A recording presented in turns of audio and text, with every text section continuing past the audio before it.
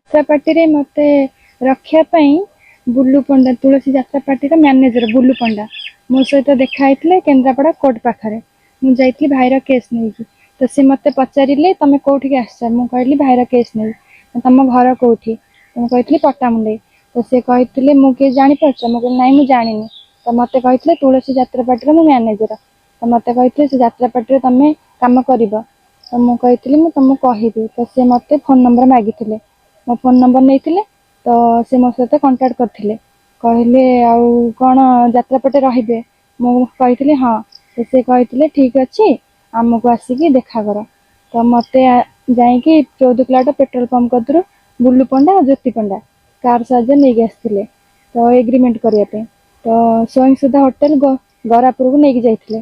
ସେଇଠି 2ଟା ରୁମ୍ ନେଇଥିଲେ, ସେଇଠି ରଖିଥିଲେ। କହିଲେ କି ଏଇଠିକି ଗାଣ୍ଡୁବାବୁ ଆସିବେ ଏଗ୍ରିମେଣ୍ଟ କରିନେବ। ତ ସେଠି ସେ ମଦ ଫଦ ପିଇଲେ। ତାପରେ ମତେ ଥଣ୍ଡାରେ ମଦ ନିଶା ଶବ୍ଦ ମିଶାଇ ଦେଇଥିଲେ। ମୁଁ ପିଇବା ପରେ ମୋ ମୁଣ୍ଡ କ'ଣ ହେଲା। ତାପରେ ମୁଁ ଶୋଇ ପଡ଼ିଥିଲି।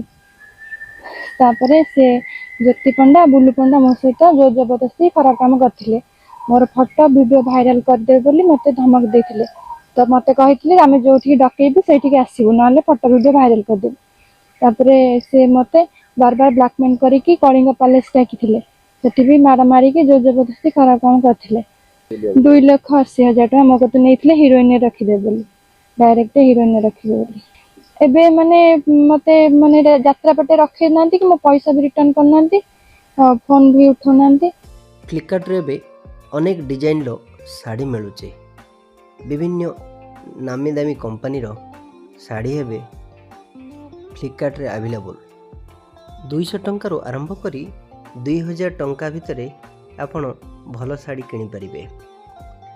ଡେରି ନକରି ଅର୍ଡ଼ର କରି ନିଅନ୍ତୁ ଆପଣଙ୍କ ମନପସନ୍ଦର ଶାଢ଼ୀ। କେବଳ ଫ୍ଲିପକାର୍ଟରେ ଏବେ ଉପଲବ୍ଧ। ତୁରନ୍ତ ଅର୍ଡ଼ର କରନ୍ତୁ, ଏହାର ଲାଭ ଉଠାନ୍ତୁ। ଏହିଭଳି ଅନଲାଇନ୍ ସପିଂ ପ୍ରଡ଼କ୍ଟ ଦେଖିବାକୁ ହେଲେ ଆମ ଚ୍ୟାନେଲକୁ ଲାଇକ୍ କରନ୍ତୁ, ସେୟାର କରନ୍ତୁ, ସବସ୍କ୍ରାଇବ୍ କରିବାକୁ ଜମା ବି ଭୁଲନ୍ତୁ ନାହିଁ।